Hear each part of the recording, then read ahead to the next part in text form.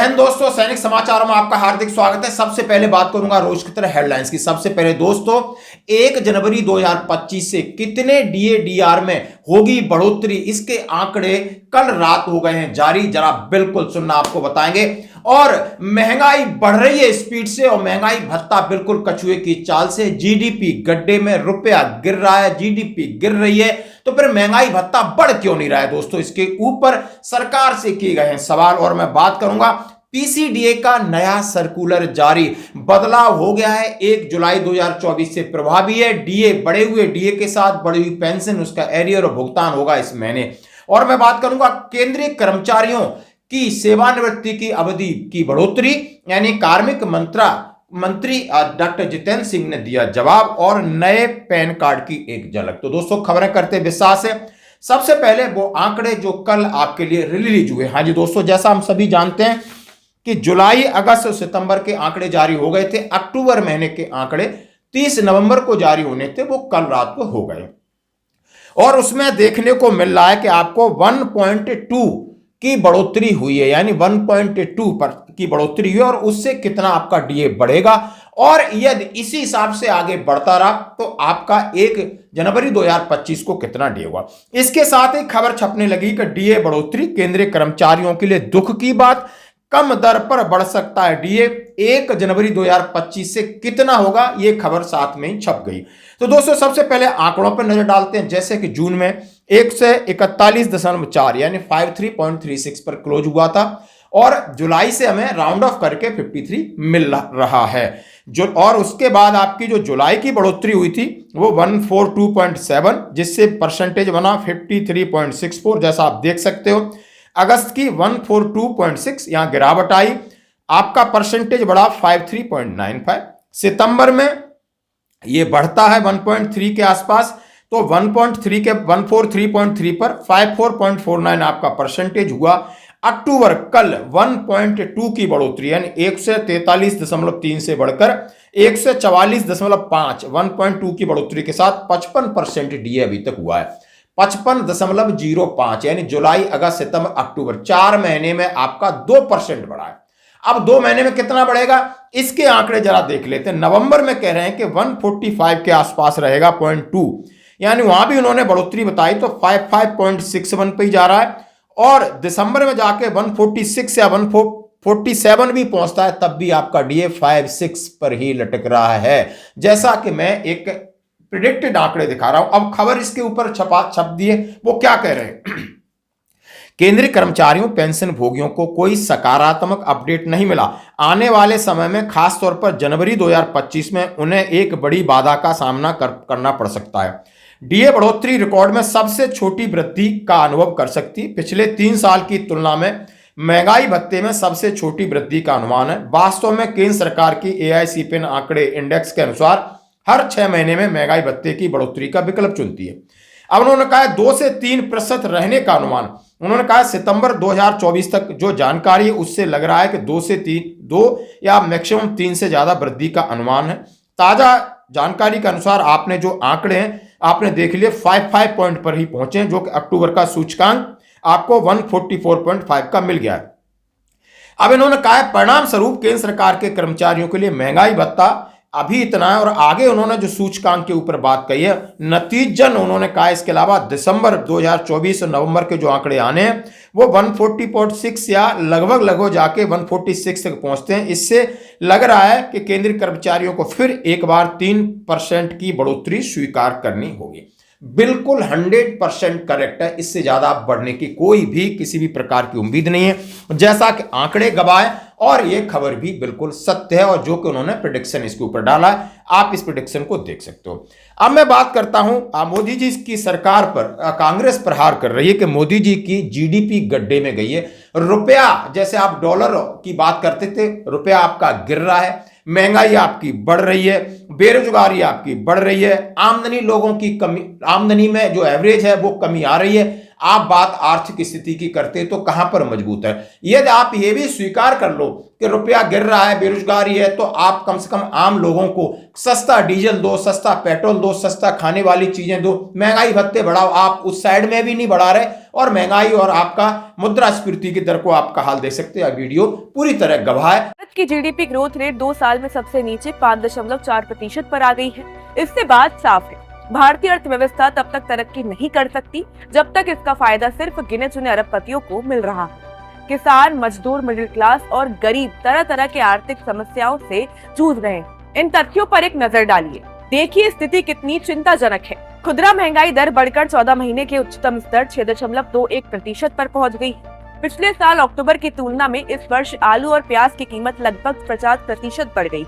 रुपया 84.50 के सबसे निचले स्तर पर पहुंच गया है और बेरोजगारी पहले ही 45 वर्षों का रिकॉर्ड तोड़ चुकी है। पिछले 5 सालों में मजदूरों, कर्मचारियों और छोटे व्यापारियों की आमदनी या तो ठहर गई है या काफी कम हो गई है। आमदनी कम होने से मांग में भी कमी आई। 10 लाख से कम कीमत वाले कारों की बिक्री में हिस्सेदारी घटकर 50% से कम हो गई है, जो 2018-19 में 80% थी। सस्ते घरों की कुल बिक्री में हिस्सेदारी घटकर करीब 22% रह गई है, जो पिछले साल 38% थी। एफएमसीजी प्रोडक्ट की मांग पहले से ही कम होती जा रही है और कॉर्पोरेट टैक्स का हिस्सा पिछले 10 सालों में 7% कम हुआ है, जबकि इनकम टैक्स 11% बढ़ा है। नोटबंदी और जीएसटी की मार से अर्थव्यवस्था में मैन्युफैक्चरिंग का हिस्सा घटकर 50 वर्षों में सबसे कम सिर्फ 13% रह गया है। ऐसे में नई नौकरियों के अवसर कैसे बनेंगे? इसलिए भारत की अर्थव्यवस्था के लिए एक नई सोच चाहिए और बिजनेस के लिए एक न्यू डील उसका अहम भाग है। सबको समान रूप से आगे बढ़ने का अवसर मिलेगा, तभी हमारी अर्थव्यवस्था का पहिया आगे बढ़ेगा। और जिस पर मोदी सरकार के ऊपर कांग्रेस की वेबसाइट का वीडियो है, जो कि लगातार उन पर कटाक्ष कर रहे हैं। दोस्तों, अब मैं बढ़ रहा हूं एक और खबर की तरफ, जैसा कि सर्कुलर 679 की मैं बात करूंगा। जैसा कि कल शाम को हमने इसका अपडेट दिया था, 4/12/2024 का है सर्कुलर, और जो कि मिनिस्ट्री ऑफ डिफेंस की फाइनेंस ब्रांच से निकला है। The principal control defence account pension, और वहां से निकला है और सभी को सर्कुलेट कर दिया गया है कि इसमें जरूरी बदलाव करें। और ये जितने आपके पीडी हैं, पेंशन डिस्बर्सिंग एजेंसी हैं, पूरे देश की 12 जगह इन्होंने सर्कुलेट किया है। सब्जेक्ट है 1 rank 1 pension OROP to the defence forces personnel. Reference circular number 555 dated 4/2/2016 के सर्कुलर नंबर 555 का हवाला देते हुए उन्होंने ये सर्कुलर 679 बनाया। Pension disbursing agency are aware that as per the office circular number 555, जो कि 4 फरवरी 2016 को pension of armed forces personnel was to revise with effect from 1/7/2024। यानी जब ओआरओपी बन लागू हुई तो आपको एक सर्कुलर मिला था 555, उसके हिसाब से किसकी कितनी सर्विस है और वो एक टेबल जारी की गई थी। Now competent authority has decided that terms of engagement mention appendix S. उस सर्कुलर में अपेंडिक्स एक्स 555 सर्कुलर में जो एक अपेंडिक्स एक्स है, उसमें हम कुछ बदलाव करने जा रहे हैं और वो बदलाव आपके 98 से प्रभावी हो जाएंगे, यानी उसके बाद के रिटायरीज हैं।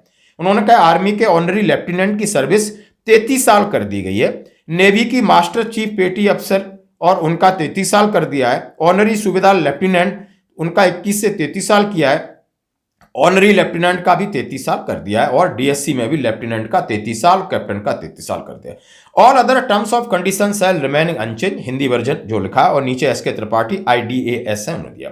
दोस्तों, इसके ऊपर कल डाला तो बहुत सारे सवाल आ रहे हैं। इस सवालों का मैं आपके साथ जवाब देना चाहता हूं, और जवाब शायद आपने कल का वीडियो देख सकते हो, उसमें मैं सीधा सीधा आपके साथ ये शेयर कर रहा हूं कि अभी सूबेदार साहब हैं, उनकी आर्मी के कंसर्न में उनकी सर्विस 30 ही साल है। अब सूबेदार 30 साल के बाद चाहे वो लेफ्टिनेंट बने चाहे वो कैप्टन बने, तो उनका आखिरी, ये तो वो लेफ्टिनेंट हैं सूबेदार, तो 41,200 ही रहेगी। कैप्टन है तो 42,500 ही रहेगी, क्योंकि 30 साल से सर्विस उनकी ज्यादा हो ही नहीं सकती। उससे कम है तो आप टेबल देख सकते हो। अब मैं बात करता हूं कि सूबेदार मेजर हैं, यदि आप लेफ्टिनेंट हैं या कैप्टन हैं, तो आपने सूबेदार मेजर की सर्विस 30 साल किया है, 31, 32, 33, तो वो सारी आपकी सर्विस के हिसाब से आपकी बेसिक पेंशन बनेगी। जैसा कि इसमें बहुत सारा केस था कि जिसकी 32.5 साल से ज्यादा है उनकी टर्म्स ऑफ एंगेजमेंट 30 साल पर रोक दी थी, अब उन्हें 32.5 का फायदा मिलेगा। अब ये टेबल आपकी गवाह है कि यदि आपकी 32.5 से ज्यादा है तो 46,300 है। यदि आपकी 32 है, 31.5 है, 31 है तो 42,625 मिलेगी। वही कैप्टन की रखी है, वही लेफ्टिनेंट की रखी है। इसमें एक बात रखी है कि लेफ्टिनेंट और कैप्टन की सूबेदार मेजर के लिए बराबर पेंशन रखी, आप देख सकते हो।